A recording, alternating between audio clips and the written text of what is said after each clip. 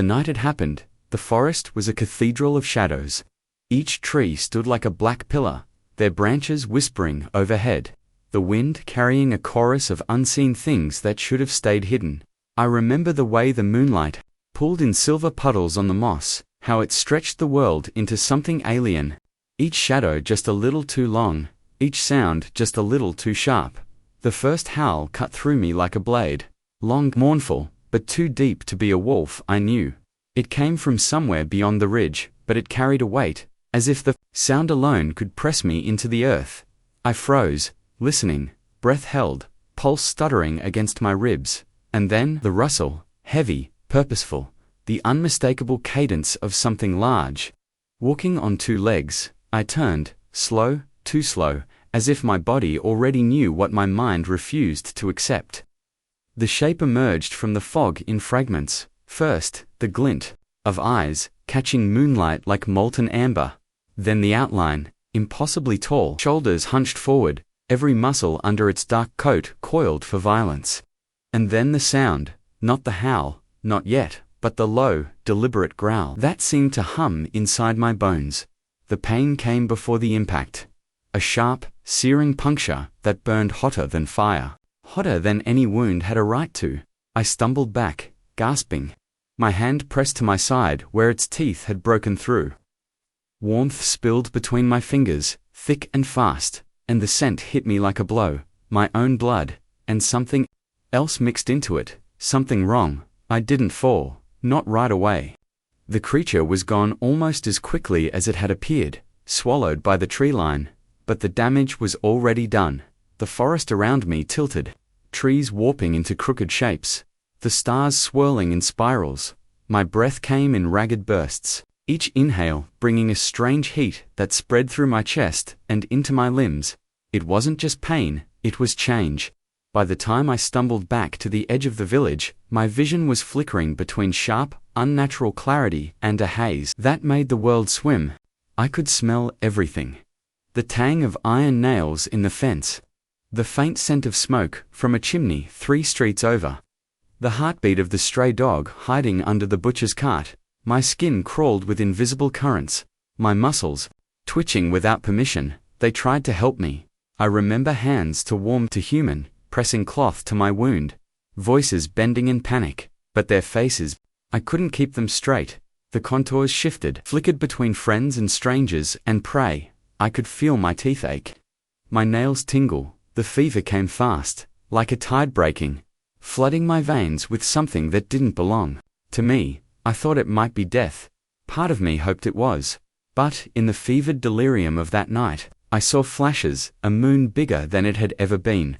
My own body bending and breaking under a weight I couldn't see.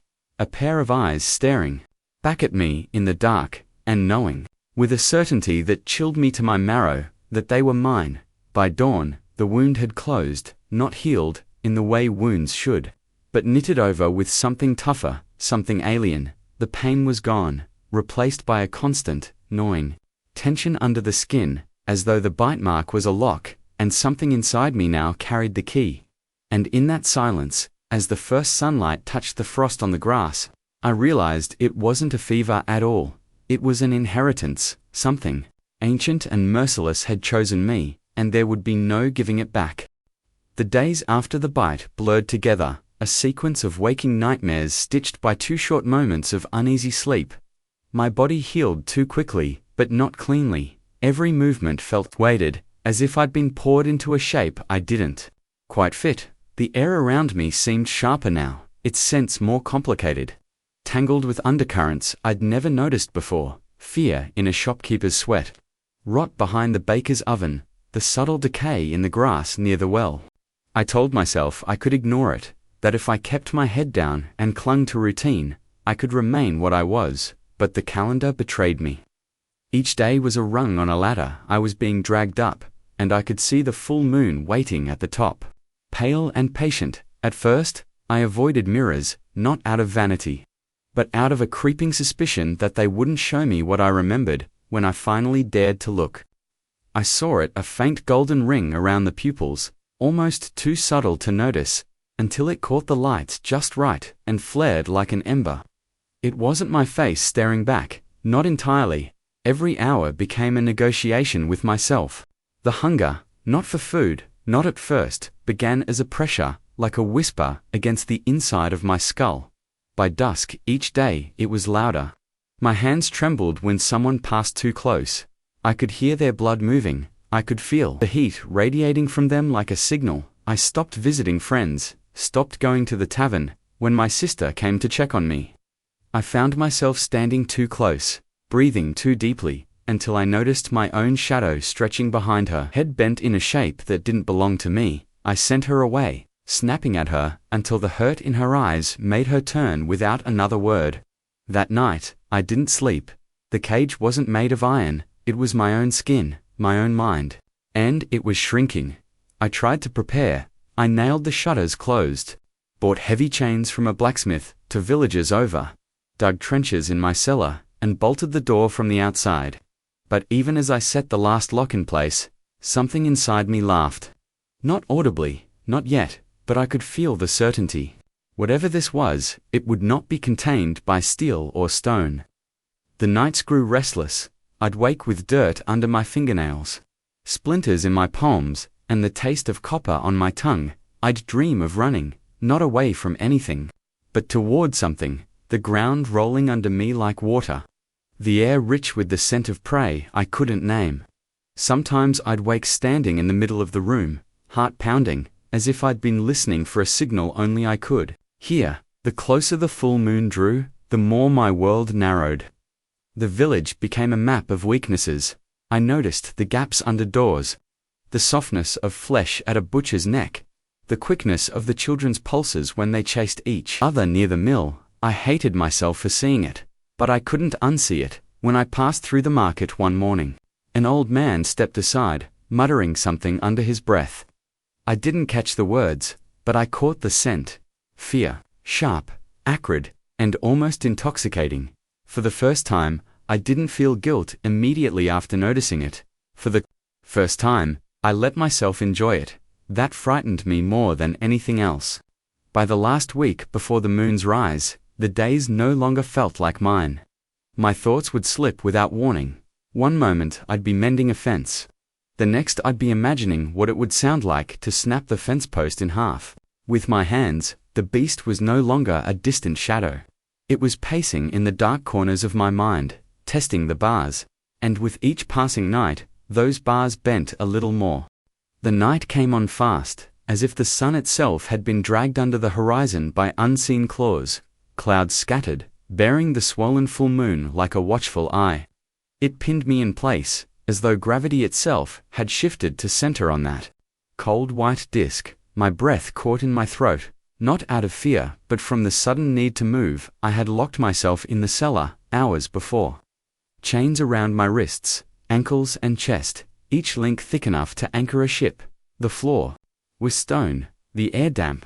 I'd thought this would be enough. It wasn't. The first shudder started low, deep in my spine. At first, I mistook it for a chill, until it rolled up through my ribs and burst outward into my limbs. My vision warped, the flickering candlelight stretched and twisted, as if the room itself were bending around me. Then came the sound, not from outside, but from inside me. A wet, grinding pop as one of my shoulders wrenched forward, the bone lengthening. My scream caught halfway, breaking into something raw. Deeper, the chains rattled, heat flooded my muscles, each fiber knotting tight, and then unraveling into something new. My nails split, curling forward into black, hooked claws. My jaw cracked open wider than it had any right to go. Teeth pushing down and out, sharp as the hunger that suddenly roared in my skull. My skin felt too tight, then tore, and something fur, coarse and hot, burst through. I wanted to cry out for help, to beg the night to stop, but the human voice was already gone. In its place was a growl that shook my ribs. The chains snapped. I dropped to all fours, the floor cold beneath my hands. No, my paws. The scents hit me like a flood. Every corner of the room had a smell. Every drop of moisture in the mortar sang to me, above the wood of the floorboards. Throbbed with movement, the heartbeat of a mouse. Beyond that, the slow, steady pulse of the man who lived 3 houses over. The hunger was unbearable. It wasn't just for food, it was for release, for the chase, for the moment when my teeth would close on something alive and feel it stop moving. The cellar door was in my way. It lasted less than a heartbeat. The wood shattered beneath a single blow from my shoulder, and then I was in the open air, the moonlight wrapping around me like a blessing and a command. I ran. Every step chewed the ground beneath me. Every breath was thick with the smells of prey and night, and the cool, clean bite of the wind. I didn't think. There was no I to think anymore, only the beast, guiding muscle and bone with a single purpose, somewhere, far away. The human part of me screamed to stop. It was faint, buried under layers of instinct and power. But it was there, a trapped thing pounding at the walls of its cage.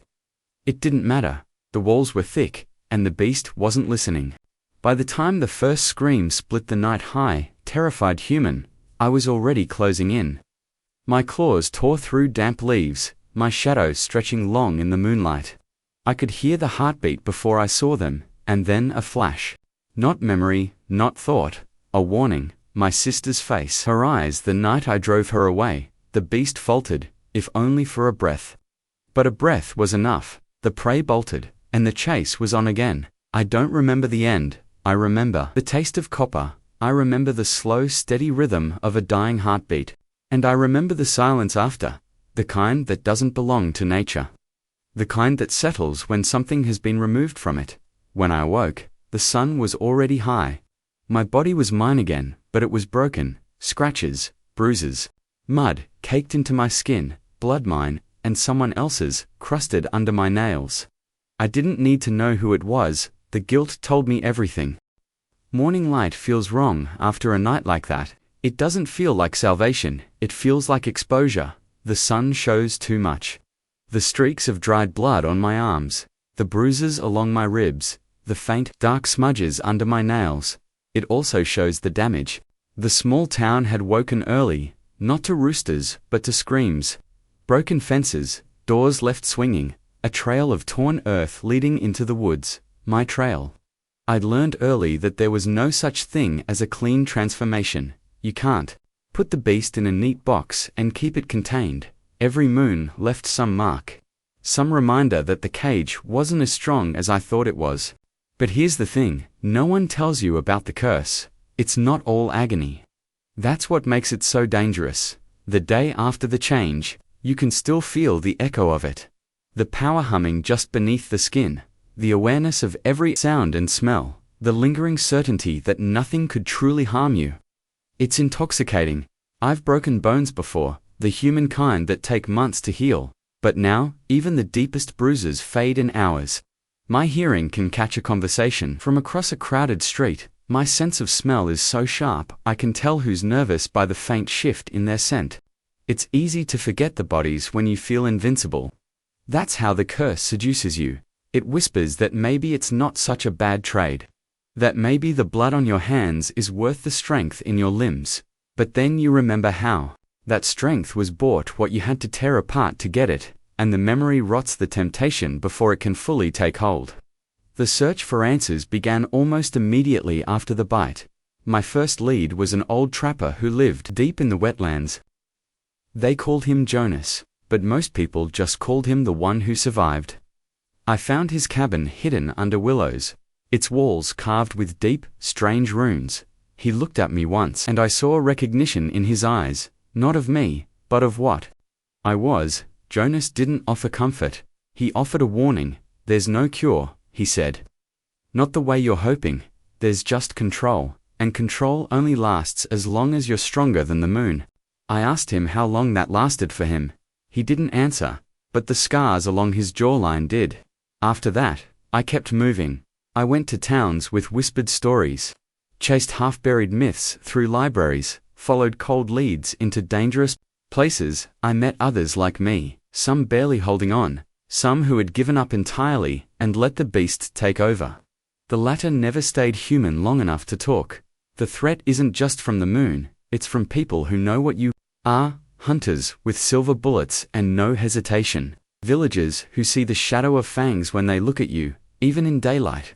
And the most dangerous enemy is yourself, because the longer you carry the curse, the more the beast feels like home. Sometimes I'll catch my reflection in a darkened window. And for a heartbeat, I'm not sure which face is looking back, mine or its. That's when I know the moon isn't the only thing I'm fighting. I've learnt to sleep light, to keep my back against a wall. To never tell anyone exactly where I'll be when the next moon rises, because, as much as I hate the thing inside me, I've started to realize something far worse. Part of me doesn't want to let it go. If you're still here, still listening to this, I need you to understand something. This isn't a story I tell for thrill seekers. It's not for people who like the idea of monsters because they've only ever met them in books or films. This is a confession, a wound I keep opening because the silence hurts more. I didn't ask for this, I didn't earn it. There was no noble battle where I fought valiantly and was rewarded with this power. It was a moment, one bad, brutal moment in the woods, and now my life is split clean down the middle. The human side is still here. It remembers birthdays, smells coffee in the morning, feels the rain, and thinks of walking barefoot in the grass. But every time I start to sink into that comfort, the other side, it stirs, it watches. Do you know what it's like to fear yourself? Not metaphorically, literally, fear the thing that wears your skin, to hear its growl in your own chest. To feel your hands ache not because they're tired, but because they want to tear. Every full moon, there's a moment right before the shift takes me where I try to bargain.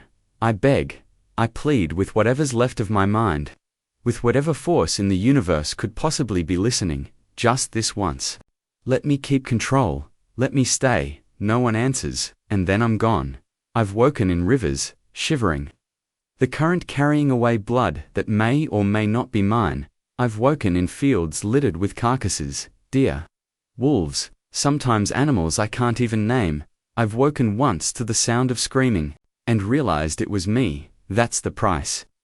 Every moon is a gamble, not on whether you'll survive, but on whether you can live with what survives. People think the pain is the worst part, the bones breaking, the skin tearing, the flesh reshaping. But it's not, it's the memory, the fragments that don't fade. The way the smell of copper and earth can choke you in broad daylight because it reminds you of a night you can't forget. If you've never felt your own mind slipping like sand through your fingers, you can't understand the terror. It's not a clean fall into blackness, it's drowning. You can still see the surface, you can still hear the world, but something's holding you under. And no matter how you thrash, it's stronger. Some nights, I think about ending it, and then I think about the part of me that would fight to stay alive, not out of love for life, but because it wants another hunt, and that's when I realize the truth. Even if I tried, I'm not sure which one of us would die, so here's my plea, not for pity, not even for help. Because I don't believe help exists for something like this.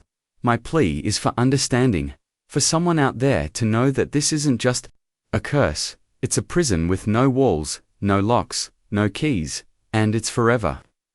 If you ever feel something watching you in the woods, if the hair on your arms rises without warning, if you hear a howl that sounds like it's meant for you, don't wait to see what it is.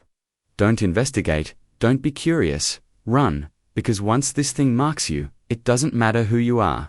It doesn't matter what life you had planned, it will take it, and you'll spend every night after wondering when it will take the rest of you. The night always ends the same way. The moon slips behind the last shred of cloud, the sky paling into that strange pre-dawn gray. The world looks softer than it deserves to be. After what's just happened, I wake up in the wreckage, clothes in tatters, hands raw and stained. The forest floor around me tells its own story. Claw marks in the soil, branches snapped high above where my human arms could reach, prints so deep the ground still trembles under them. I never want to see it, but I can't stop myself. The evidence is always there, staring back like a crime scene. I've been both victim and perpetrator in and I stand there, bare, shaking, feeling the air on my skin, and wondering which part of me is really waking up. People think the transformation is a single event, teeth, fur, howl, done, but they don't know the truth. It leaks, it lingers. Days after, I still feel it in my bones. In the way my muscles coil a second too tightly when someone walks behind me, I still hear it in the scrape of my nails against my own skin, like they're trying to remember the sound of tearing flesh, and the worst part, silence. It's too quiet after. The first few times, I thought the silence was peace. Now I know it's just the world holding its breath, waiting for the next time, waiting for me to fall again. I try to live between the moons. I keep my head down, keep to myself, avoid crowded places, but every so often, I catch my reflection in a window, a puddle, a rearview mirror, and it's like looking at a stranger who knows too much about me, someone who's just waiting for the right night to crawl back to the surface. Somewhere out there, the next full moon is already written. Maybe it's 30 days away, maybe less, it doesn't matter. Time is just a rope pulling me toward it, knot by knot, until I'm bound again. That's the thing about this curse. It doesn't just live in the night, it lives in the waiting, the anticipation, the knowledge that it's coming, and there's nothing, no silver, no prayer, no hope, that can unwrite it. I know you're watching this, thinking maybe you'd handle it differently, that you'd chain yourself down, lock yourself in, make it safe. I thought that too, until the first time I woke to find the chain snapped, the door splintered, and tracks leading away from the place I swore would hold me. The beast doesn't just break steel, it breaks resolve, and so I keep moving. Not because I think I can outrun it, I know I can't, but because I can't stand to see the same place destroyed twice. I've learned to leave before the moon learns my scent. If you take anything from this, it's this. Never believe the monster is gone just because the night is over. It isn't. It's in every heartbeat, every dream, every shadow that lingers a little too long in the corner of your eye. The moon will rise again, and when it does, I'll be waiting. The moon is gone now. It's dipped beneath the horizon like a predator slinking away, not defeated, just patient. The air is cold, the forest still, but that doesn't mean you're safe. It just means the hunt is over. For now, I stand in the quiet, staring up at the paling sky, and I realize something. This is the closest I'll ever be to human again. These fragile hours between the curse and its next calling are the only time I can feel the sunlight without wondering how it will look on fur, the only time I can hear my own heartbeat without it drowning beneath a growl. But even in this sliver of calm, there's a pull, a whisper. The beast is never silent for long. I tell myself I'm not talking to it when I speak into the empty forest. But the words always feel like they're meant for something, watching from the tree line. Next time, maybe you won't win. I don't believe it, not yet, but maybe, if I keep saying it, one day I will. The truth is, I don't know how many more cycles I can survive. Not because I can't endure the pain, I've learned to live with that, but because the longer this goes on, the harder it is to tell where the human ends and the beast begins. Each transformation takes something, a memory, a habit, a piece of who I used to be, and one day, there may be nothing left for it to take. If you've ever felt like you were losing yourself, maybe to rage, to grief, to something you can't name, you understand.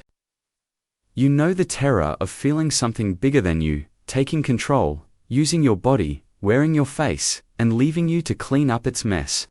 That's the real curse, not the teeth, not the claws. The curse is knowing you'll wake up again, and again, and again, wondering if you're still you. I've told you my truth. Now I want yours. If you've ever seen something you couldn't explain, if you've ever felt that crawling sense of being watched when you were sure you were alone, tell me, put it in the comments. Maybe we're not so different. Maybe you've got a shadow walking beside you too. And if you think you could live with this, the constant fear, the blood on your hands, the voice in your head that isn't yours, I dare you to say so. But remember, every dare has a cost. The next full moon is coming. When it rises, I'll be here, and so will the beast. If you think you could survive this curse, prove it. Leave your mark in the comments. But don't just watch. Join the hunt, subscribe, and you'll be here when the next moon rises. And trust me, you'll want to see what happens next. And for those who hunger for more, step deeper into the shadows with our ultimate werewolf horror playlist. In the description below, in the world of horror, the scariest things happen when you least expect them. And trust me, you don't want to be left in the dark. Welcome to the darkness.